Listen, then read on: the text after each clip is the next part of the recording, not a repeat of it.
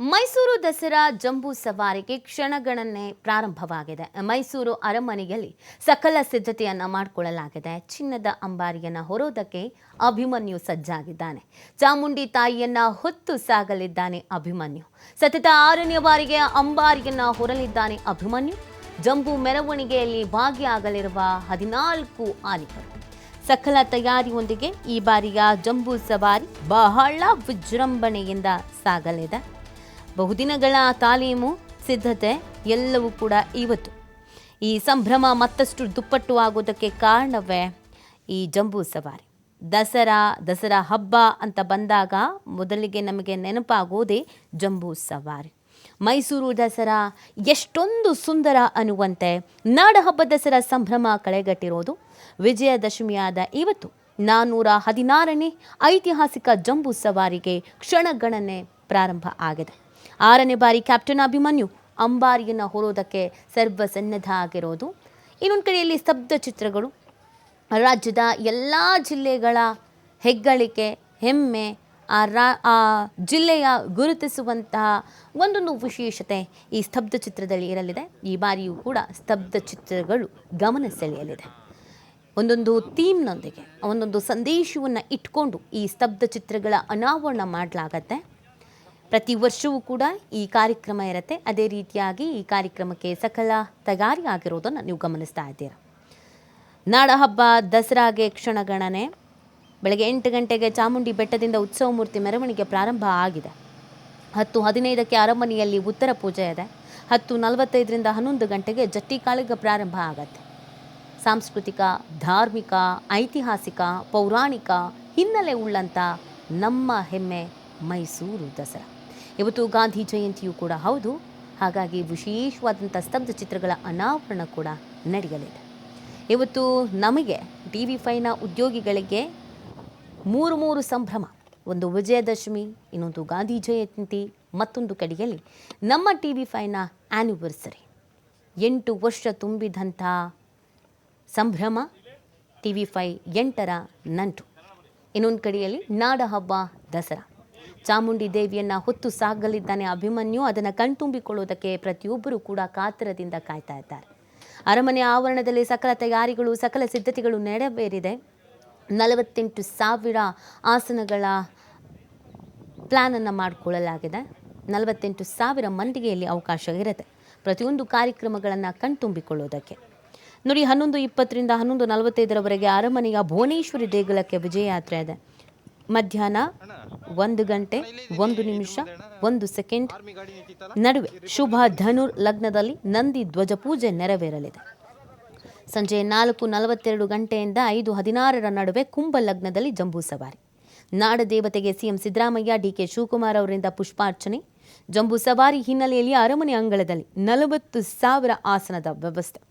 ಅರಮನೆಯಿಂದ ಬಲರಾಮ ದ್ವಾರ, ಚಾಮರಾಜ ವೃತ್ತ, KR ಸರ್ಕಲ್, ಹೈವೇ ಸರ್ಕಲ್ ಮುಖಾಂತರವಾಗಿ ಬನ್ನಿ ಮಂಟಪ ತಲುಪಲಿರುವ ಜಂಬೂ ಸವಾರಿ ಸಂಜೆ 7 ಗಂಟೆಗೆ ರಾಜ್ಯಪಾಲ CM ಸಮ್ಮುಖದಲ್ಲಿ ಪಂಚಿನ ಕವಾಯತ್ತು ಕೂಡ ಇದೆ. ಈ ಬಾರಿ ಕ್ಯಾಪ್ಟನ್ ಅಭಿಮನ್ಯು ಜೊತೆಗೆ ಒಟ್ಟು 14 ಆನೆಗಳು ಜಂಬೂ ಸವಾರಿಯಲ್ಲಿ ಭಾಗಿಯಾಗ್ತಾ ಇರೋದು. ಕುಮ್ಕಿ ಆನೆಗಳಾದ ಕಾವೇರಿ ಹಾಗೂ ರೂಪಾ ಗಜಪಡೆ ಕ್ಯಾಪ್ಟನ್ ಅಭಿಮನ್ಯು ಜೊತೆಗೆ ಹೆಜ್ಜೆ ಹಾಕಲಿದೆ. ನಿಶಾನೆ ಆನೆಯಾಗಿ ಧನಂಜಯ, ನೋಪತ್ ಆನೆಯಾಗಿ ಗೋಪಿ ಕರ್ತವ್ಯ ನಿರ್ವಹಿಸಲಿವೆ. ದಸರಾ ಮೆರವಣಿಗೆಯಲ್ಲಿ ವಿವಿಧ ಜಿಲ್ಲೆಗಳ ಕಲಾ ತಂಡಗಳು ಭಾಗಿಯಾಗಲಿದೆ. ಇನ್ನು ಜಂಬೂ ಸವಾರಿ ನಿಮಿತ್ತ ನಗರದಾದ್ಯಂತ ಬಿಗಿ ಪೊಲೀಸ್ ಭದ್ರತೆಯನ್ನು ಕೈಗೊಳ್ಳಲಾಗಿದ್ದು, ಅರಮನೆ ಸುತ್ತಮುತ್ತ ಜಂಬೂ ಸವಾರಿ ಸಾಗುವ ಮಾರ್ಗದಲ್ಲಿ ಹದ್ದಿನ ಕಣ್ಣನ್ನು ಇಡಲಾಗಿದೆ. ನೋಡಿ, ಮೈಸೂರು ದಸರಾ ಅನ್ನೋದು ಕೇವಲ ಹಬ್ಬ ಮಾತ್ರ ಅಲ್ಲ, ಇದು ನಾಡಿನ ಕಲೆ, ಸಂಸ್ಕೃತಿ, ಸಂಪ್ರದಾಯಗಳನ್ನು ಅನಾವರಣಗೊಳಿಸುವ ಒಂದು ಸಂಭ್ರಮ ಕೂಡ. ಮೈಸೂರು ದಸರಾಗೆ ಕ್ಷಣಗಣನೆ ಯಾವ ರೀತಿಯಾದಂಥ ಸಿದ್ಧತೆಗಳಾಗಿದೆ, ಏನೆಲ್ಲ ವಿಶೇಷತೆಗಳಿದೆ, ಈ ಬಗ್ಗೆ ಮತ್ತಷ್ಟು ಮಾಹಿತಿಯನ್ನು ನೀಡ್ತಾರೆ ನಮ್ಮ ಪ್ರತಿನಿಧಿ ಪುನೀತ್. ಮೈಸೂರಿನಿಂದ ಲೈವ್ನಲ್ಲಿ ಜಾಯ್ನ್ ಆಗ್ತಾ ಇದ್ದಾರೆ. ಪುನೀತ್, ಮೈಸೂರು ಅರಮನೆಯಲ್ಲಿ ಸಕಲ ಸಿದ್ಧತೆಗಳು ನಡೆದಿದೆ. ನಮಗೆ ಇವತ್ತು ಮೂರು ಸಂಭ್ರಮ, ಒಂದು TV5 ಆ್ಯನಿವರ್ಸರಿ, ಗಾಂಧಿ ಜಯಂತಿ, ಮೈಸೂರು ದಸರಾ ಬೇರೆ ಆಗಿದೆ. ಹಾಗಾಗಿ ಅಲ್ಲಿನ ಸಂಭ್ರಮ ಸಡಗರ ಯಾವ ರೀತಿ ಆಗಿದೆ ಅಂತ ಪುನೀತ್?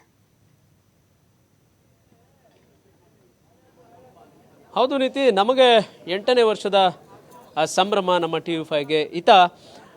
ಜಗತ್ಪ್ರಸಿದ್ಧವಾದಂತಹ ಜಂಬೂ ಸವಾರಿ ಮೆರವಣಿಗೆಗೆ ಕ್ಷಣಗಣನೆ ಆರಂಭವಾಗಿದೆ.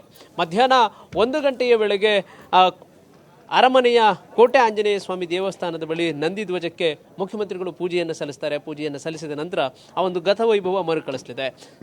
ಏನು ಸ್ತಬ್ಧ ಚಿತ್ರಗಳಿರಬಹುದು, ನೂರಾರು ಜನಪದ ಕಲಾ ತಂಡಗಳಿರಬಹುದು. ಅದಾದ ನಂತರ ಸಂಜೆ 4:45ರಿಂದ 5:06ರವರೆಗೆ ಸಲ್ಲುವಂತಹ ಶುಭ ಕುಂಭ ಲಗ್ನದಲ್ಲಿ ಚಿನ್ನದ ಅಂಬಾರಿಯ ಚಾಮುಂಡೇಶ್ವರಿ ದೇವಿಗೆ ಮುಖ್ಯಮಂತ್ರಿಗಳು ಸೇರಿದಂತೆ ಗಣ್ಯರು ಪುಷ್ಪಾರ್ಚನೆಯನ್ನು ಮಾಡ್ತಾರೆ. ಆ ನಂತರ ಚಿನ್ನದ ಅಂಬಾರಿಯನ್ನು ಹೊತ್ತಂತಹ ಅಭಿಮನ್ಯು ಆನೆ ರಾಜಮಾರ್ಗವಾಗಿ ಅರಮನೆಯ ಅಂಗಳದಿಂದ ಬನ್ನಿ ಮಂಟಪದವರೆಗೆ ಸುಮಾರು 5 ಕಿಲೋಮೀಟರ್ವರೆಗೆ ಸಾಕ್ತಾನೆ. ಆ ಒಂದು ಗತವೈಭವವನ್ನು ಕಣ್ತುಂಬಿಕೊಳ್ಳಿಕ್ಕೆ ಲಕ್ಷಾಂತರ ಮಂದಿ ಕಾತರರಾಗಿರ್ತಕ್ಕಂಥದ್ದು. ದಿನ ಬಹಳ ಪ್ರಮುಖವಾಗಿ ಈಗ ಅರಮನೆಯ ಅಂಗಳದಲ್ಲಿ ಇರತಕ್ಕಂಥ ಅದರಲ್ಲೂ ಕೂಡ ಜಂಬೂ ಸವಾರಿಯ ಪ್ರಮುಖ ಆಕರ್ಷಣೆ ಆಗಿರುವಂತಹ ಸ್ತಬ್ಧ ಚಿತ್ರಗಳನ್ನು ನಾನು ತೋರ್ಪಡಿಸ್ತಾ ಹೋಗ್ತೇನೆ.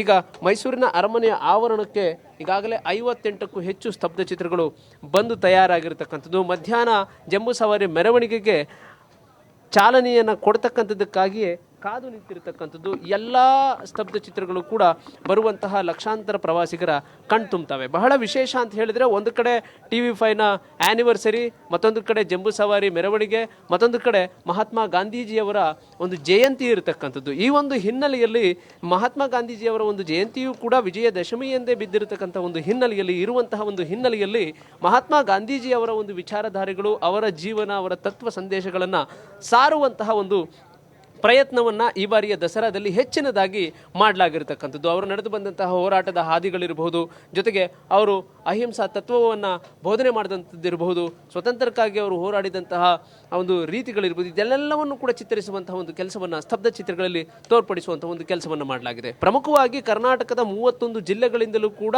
ಆಯಾ ಜಿಲ್ಲೆಗಳ ವಿಶೇಷತೆಯನ್ನು ಬಿಂಬಿಸುವಂತಹ ಒಂದು ಸ್ತಬ್ಧ ಚಿತ್ರಗಳನ್ನು ಮಾಡಲಾಗಿದೆ. ಅದರ ಜೊತೆಗೆ ವಿವಿಧ ಇಲಾಖೆಗಳ 27 ಸ್ತಬ್ಧ ಚಿತ್ರಗಳು ಕೂಡ ಇರ್ತಕ್ಕಂಥದ್ದು. ಆ ಸ್ತಬ್ಧ ಚಿತ್ರಗಳೇ ಪ್ರಮುಖವಾಗಿ ಬರುವಂತಹ ಪ್ರವಾಸಿಗರ ಕಣ್ತುಂಬ್ತವೆ. ನಾವು ಕಾಣಬಹುದು, ಸಮಾಜ ಕಲ್ಯಾಣ ಇಲಾಖೆಯಿಂದ ಕರ್ನಾಟಕ ಬೋವಿ ಅಭಿವೃದ್ಧಿ ನಿಗಮ ಏನಿದೆ, ಇದರಿಂದಾಗಿ ಆ ಒಂದು ಸಂತರ ಆ ಒಂದು ಭಾವಚಿತ್ರವನ್ನು ಮಾಡಿರ್ತಕ್ಕಂಥದ್ದು ಇರಬಹುದು.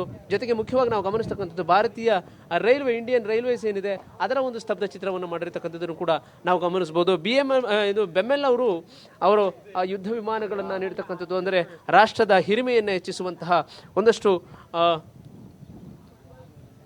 ವಿಮಾನಗಳಿರ್ಬೋದು, ಇದನ್ನೆಲ್ಲವನ್ನು ಕೂಡ ಏನು ತಯಾರು ಮಾಡಿದ್ದಾರೆ ಅದನ್ನು ಒಂದು ಸ್ತಬ್ಧ ಚಿತ್ರದಲ್ಲಿ ತೋರ್ಪಡಿಸುವಂಥ ಒಂದು ಪ್ರಯತ್ನವಾಗಿದೆ. ಇನ್ನು ಬಹಳ ಪ್ರಮುಖವಾಗಿ ಕಾಂಗ್ರೆಸ್ ಸರ್ಕಾರದ 5 ಗ್ಯಾರಂಟಿಗಳೇನಿದ್ದಾವೆ, ಆ ಒಂದು ಗ್ಯಾರಂಟಿಗಳಲ್ಲಿ ಬಹಳ ಮುಖ್ಯವಾಗಿರ್ತಕ್ಕಂಥದ್ದು ಶಕ್ತಿ ಯೋಜನೆ, ಅಂದರೆ ಫ್ರೀ ಬಸ್ಸನ್ನು ನೀಡುವಂತಹ ಒಂದು ಯೋಜನೆಗಳಿರ್ಬೋದು, ಇದನ್ನು ಕೊಡ್ತಕ್ಕಂಥ ಒಂದು ಕೆಲಸವನ್ನು ಕೂಡ ಮಾಡಲಾಗಿರ್ತಕ್ಕಂಥದ್ದು. ಜೊತೆಗೆ ಕರ್ನಾಟಕ ರಾಜ್ಯ ಪೊಲೀಸ್ ಅವರ ಒಂದು ಸೇವೆ ಯಾವ ರೀತಿ ಇರುತ್ತೆ, ಪೊಲೀಸರು ಏನೆಲ್ಲ ಅವರ ಕಾರ್ಯಗಳನ್ನು ಮಾಡ್ತಾರೆ, ಅದನ್ನು ಬಿಂಬಿಸುವಂತಹ ಒಂದು ಸ್ತಬ್ಧ ಚಿತ್ರವನ್ನು ಕೂಡ ಮಾಡಲಾಗಿರ್ತಕ್ಕಂಥದ್ದು. ಜೊತೆಗೆ ಬಹಳ ಮುಖ್ಯವಾಗಿ ನಾವು ಗಮನಿಸ್ತಕ್ಕಂಥದ್ದು ಬಾಬಾ ಸಾಹೇಬ್ ಅಂಬೇಡ್ಕರ್ ಅವರ ಒಂದು ಸ್ತಬ್ಧ ಚಿತ್ರವನ್ನು ಕೂಡ ನಾವು ಗಮನಿಸ್ಬೋದು. ಸಮಾಜ ಕಲ್ಯಾಣ ಇಲಾಖೆಯಿಂದ ಈ ಒಂದು ಸ್ತಬ್ಧ ಚಿತ್ರವನ್ನು ಮಾಡಲಾಗಿದೆ. ಅವರು ಕೊಟ್ಟಂತಹ ಸಂವಿಧಾನ ಏನಿದೆ, ಆ ಸಂವಿಧಾನದಿಂದ ಸಮಾನತೆಯಿಂದ ಬದುಕಲಿಕ್ಕೆ ಆಗಿರುವಂತಹ ಹಕ್ಕುಗಳೇನಿದ್ದಾವೆ, ಯಾವ್ಯಾವೆಲ್ಲ ಅಂಬೇಡ್ಕರ್ ಅವರ ಒಂದು ಸೇವೆಗಳೇನಿದ್ದಾವೆ, ಇದನ್ನೆಲ್ಲವನ್ನು ಕೂಡ ಬಿಂಬಿಸುವಂತಹ ಒಂದು ಸ್ತಬ್ಧ ಚಿತ್ರ ಮತ್ತೊಂದು ಕಡೆ ಇರತಕ್ಕಂಥದ್ದು. ಜೊತೆಗೆ ಬಹಳ ವಿಶೇಷವಾಗಿ ಅಂತ ಹೇಳಿದರೆ, ದಸರಾ ಅಂದ ತಕ್ಷಣ ನಮ್ಮ ಕಣ್ಮುಂದೆ ಬರ್ತಕ್ಕಂಥದ್ದೇ ಆ ಸ್ತಬ್ಧ ಚಿತ್ರಗಳು, ಜನಪದ ಕಲಾ ತಂಡಗಳು, ಆಯಾ ಜಿಲ್ಲೆಗಳಲ್ಲಿರ್ತಕ್ಕಂಥ ಜನಪದ ಕಲಾ ತಂಡಗಳು, ಇವೆಲ್ಲವೂ ಕೂಡ ಕಂಡು ಬರ್ತವೆ. ಕರ್ನಾಟಕ ಸರ್ಕಾರದ ಅನ್ನಭಾಗ್ಯ ಏನಿದೆ, ಆ ಒಂದು ಸ್ತಬ್ಧ ಚಿತ್ರವನ್ನು ಕೂಡ ಇಲ್ಲಿ ಮಾಡಲಾಗಿರ್ತಕ್ಕಂಥದ್ದು ನಾವು ಗಮನಿಸ್ಬೋದು. ಒಂದು ಚೀಲದಲ್ಲಿ ಜೋಳ ಇರತಕ್ಕಂಥದ್ದು ಇರ್ಬೋದು, ಮತ್ತೊಂದು ಕಡೆ ಅಕ್ಕಿ ಇರ್ಬೋದು, ಮತ್ತೊಂದು ಕಡೆ ರಾಗಿ ಇರ್ಬೋದು. ಈ ರೈತಾಪಿ ಕುಟುಂಬಗಳನ್ನು ಬಿಂಬಿಸುವ ಮುಖಾಂತರ ಇದು ಎಷ್ಟರ ಮಟ್ಟಕ್ಕೆ ಪ್ರಭಾವವನ್ನು ಬೀರಿದೆ, ಎಷ್ಟರ ಮಟ್ಟಕ್ಕೆ ಹಸಿವು ಮುಕ್ತ ಕರ್ನಾಟಕವನ್ನು ಮಾಡಬೇಕು ಅಂತ ಅನ್ನೋ ಒಂದು ಕಾಂಗ್ರೆಸ್ ಸರ್ಕಾರದ ಒಂದು ಕೆಲಸ ಏನಿದೆ, ಅದನ್ನು ಬಿಂಬಿಸುವಂತಹ ಒಂದು ಕೆಲಸ ಕೂಡ ಈ ಒಂದು ಸ್ತಬ್ಧ ಚಿತ್ರಗಳ ಮೂಲಕ ಆಗಿರ್ತಕ್ಕಂಥದ್ದು. ಇದನ್ನು ಬಹಳ ಪ್ರಮುಖವಾಗಿ ನಾವು ಗಮನಿಸ್ತಕ್ಕಂಥದ್ದು, ಮೈಸೂರು ದಸರಾ ಅಂದ ತಕ್ಷಣ ಮೊದಲಿಗೆ ನಮ್ಮ ಕಣ್ಣು ಮುಂದೆ ಬರತಕ್ಕಂಥ ರಾಜಶ್ರೀ ನಾಲ್ವಡಿ ಕೃಷ್ಣರಾಜ ಒಡೆಯರ್ ಅವರು. ನಾಲ್ವಡಿ ಕೃಷ್ಣರಾಜ ಒಡೆಯರ್ ಅವರ ಒಂದು ಸಾಧನೆ ಮೈಸೂರು ಭಾಗದಲ್ಲಿ ಎಷ್ಟರ ಮಟ್ಟಿಗಿದೆ ಅಂತ ಹೇಳಿದ್ರೆ ಇವತ್ತಿಗೂ ಕೂಡ ಅವರನ್ನು ಸ್ಮರಿಸುವಂತಹ ಒಂದು ಕೆಲಸ ಆಗುತ್ತೆ.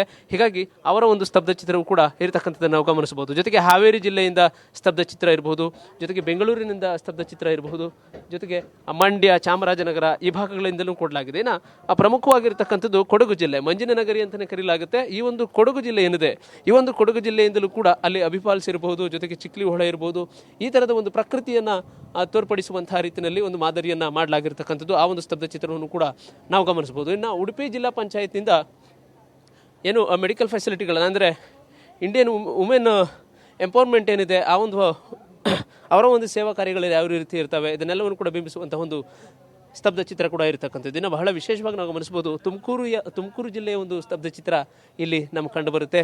ಜೊತೆಗೆ ಗಾಂಧೀಜಿ ಜಯಂತಿ ಇರತಕ್ಕಂಥ ಒಂದು ಹಿನ್ನೆಲೆಯಲ್ಲಿ ಹೆಚ್ಚಿನದಾಗಿ ಮಹಾತ್ಮ ಗಾಂಧೀಜಿಯವರ ಒಂದು ಸ್ತಬ್ಧ ಚಿತ್ರಗಳನ್ನೇ ನಾವು ಹೆಚ್ಚಾಗಿ ಕಾಣ್ಬೋದು. ಇನ್ನು ದಕ್ಷಿಣ ಕನ್ನಡ ಜಿಲ್ಲೆ ತಕ್ಷಣ ನಮಗೆ ಬರ್ತಕ್ಕಂಥದ್ದು ಆ ಭಾಗದಲ್ಲಿ ಇರತಕ್ಕಂಥ ಯಕ್ಷಗಾನ ಕಲೆ ಇರ್ಬೋದು, ಜೊತೆಗೆ ಹುಲಿಯ ಒಂದು ಕುಣಿತಗಳಿರ್ಬೋದು, ಇದನ್ನೆಲ್ಲವೂ ಕೂಡ ಕಂಡು ಬರ್ತವೆ. ಇನ್ನು ಬಹಳ ವಿಶೇಷವಾಗಿ ನಾವು ಗಮನಿಸ್ಬೋದು, ಬಿಜಾಪುರದಿಂದ ಶಿವನ ಒಂದು ಮೂರ್ತಿ ಇರತಕ್ಕಂಥ ಒಂದು ಸ್ತಬ್ಧ ಚಿತ್ರವನ್ನು ಮಾಡಲಾಗಿದೆ. ಜೊತೆಗೆ ಬಸವಣ್ಣನವರ ಒಂದು ಸ್ತಬ್ಧ ಚಿತ್ರ ಇರತಕ್ಕಂಥದ್ದನ್ನು ಕೂಡ ಮಾಡಲಾಗಿರ್ತಕ್ಕಂಥದ್ದು. ಇದು ದಸರಾ ಜಂಬೂ ಸವಾರಿ ಮೆರವಣಿಗೆಯಲ್ಲಿ ಲಕ್ಷಾಂತರ ಪ್ರವಾಸಿಗರ ಕಣ್ತುಂಬುವಂತಹ ಒಂದು ಸ್ತಬ್ಧ ಚಿತ್ರಗಳಾಗಿರ್ತಕ್ಕಂಥದ್ದು. ಈ ಒಂದು 58ಕ್ಕೂ ಹೆಚ್ಚು ಸ್ತಬ್ಧ ಚಿತ್ರಗಳು, ಜೊತೆಗೆ 100ಕ್ಕೂ ಹೆಚ್ಚು ಜನಪದ ಕಲಾತಂಡಗಳು ಆ ಒಂದು ರಾಜಮಾರ್ಗದಲ್ಲಿ ಸಾಗುವಂತಹ ಸಂದರ್ಭದಲ್ಲಿ ರಸ್ತೆಯ ಎಡ ಬಲ ಜೊತೆಗೆ ಇಕ್ಕಲುಗಳಲ್ಲಿ ನಿಂತಹ ಲಕ್ಷಾಂತರ ಮಂದಿ ಈ ಒಂದು ಅದ್ಭುತವಾದಂತಹ ದೃಶ್ಯಗಳನ್ನು ಕಣ್ತುಂಬಿಕೊಳ್ತಾರೆ. ಆ ಒಂದು ಕ್ಷಣಗಳನ್ನು ಕಣ್ತುಂಬಿಕೊಳ್ಳಿಕ್ಕೆ ಈಗ ಕಾತರರು ಕೂಡ ಆಗಿರ್ತಕ್ಕಂಥದ್ದು. ನೀತಿ. ಫೈನ್, ಥ್ಯಾಂಕ್ ಯು ಪುನೀತ್ ತಮ್ಮೆಲ್ಲ ಡೀಟೇಲ್ಸ್ಗಾಗಿ.